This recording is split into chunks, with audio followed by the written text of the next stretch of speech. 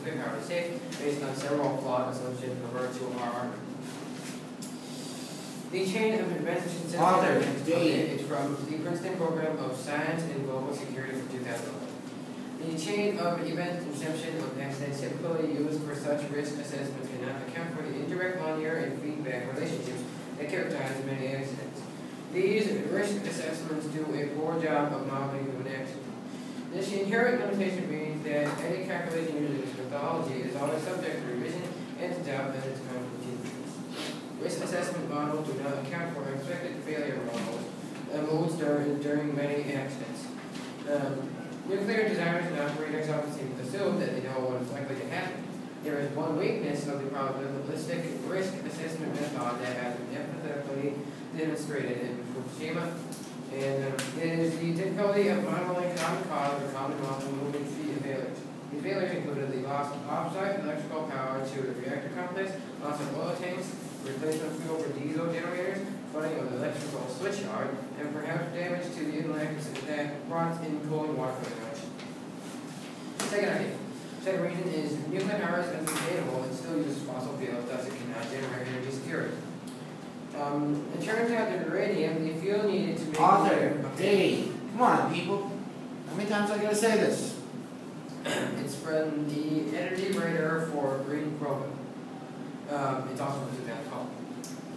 It turns out that uranium, the fuel needed to make nuclear power, is completely dependent on oil for the very heavy-duty machinery needed for extracting the annual supplies of uranium needed. And it takes a staggering amount of heavy mining equipment to extract the tiny amounts of uranium needed. What's more, the world is running short of uranium fuel to supply reactors. But the amount of fossil energy fuel needed to extract and refine the uranium is even more reason that the use of nuclear power will prove unsustainable in freeing the world from fossil fuels. Third reason, nuclear nuclear power releases tritium. It makes water control impossible. Radionuclides can escape from nuclear plants and make their way. Arthur! Dave! And it's from the Frontier Group Policy Analysis from 2012. And radionuclides can escape from nuclear plants and make their way into nearby groundwater by leaks. They can go undetected for months and years in this water. And tritium leaks have occurred with great regularity at U.S. nuclear plants. Leaks have occurred at 75% of nuclear plants, and that a great number of them have taken place in the past 5 years. On at least 3 occasions, tritium leaks from nuclear plants have contaminated nearby well water. Fourth reason is that a million people have died from the Chernobyl accident. There is enough plutonium in one reason to kill everyone on Earth. This information is from the Pediatrician and Founder of Physicians for Social Responsibility from 2011. And, besides that, 1/1,000,000th of a gram of plutonium or less can induce cancer, or will induce cancer. But each reactor in Chernobyl had 250 kilos or 500 pounds of plutonium in it. So that's enough. It's enough to kill everyone, almost everyone on Earth. And for these reasons, how much time? Crossfire, start. Time, starting. 2 seconds, 3 seconds have already been used. 5 seconds have already been used. Ask your first question, go.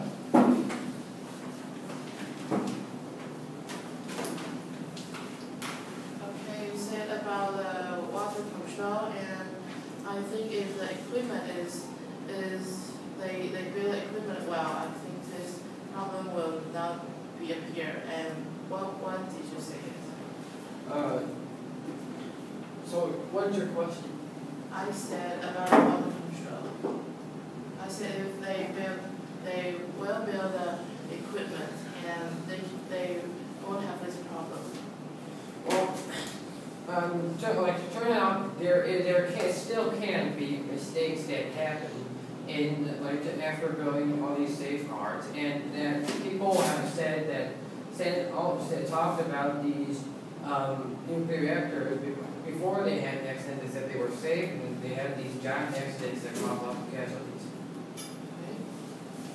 Now, my question is that, if, like I mentioned before, a millionth of gram plutonium can induce, or less can induce cancer. Now, yeah, so if you build one of these reactors and it starts leaking for like maybe some earthquake or shift in the tectonic plates, lots of people are going to get radiated and get cancer. How do you do this one? Okay, let's talk about the reactor. I think reactor we can choose the place to build. We don't need to build like in the city. It's the best choice. So I think we can build on the place that is less people, and if it has the damage happen and it won't affect the people. Okay, good question. Okay, you said about the fossil fuel, but the fossil fuel usually cause carbon dioxide. How can you respond to it? Cause carbon dioxide. Yes, and it is cause serious global warming. I mean, fossil fuels. Well, like while you're building these reactors, all the machinery used to the machinery used to build these nuclear reactors, as well as the machinery used to mine the uranium, makes the same amount of carbon dioxide is almost the same, or maybe even more carbon dioxide than the fossil fuel burning causes. Okay. Okay. So we mentioned before that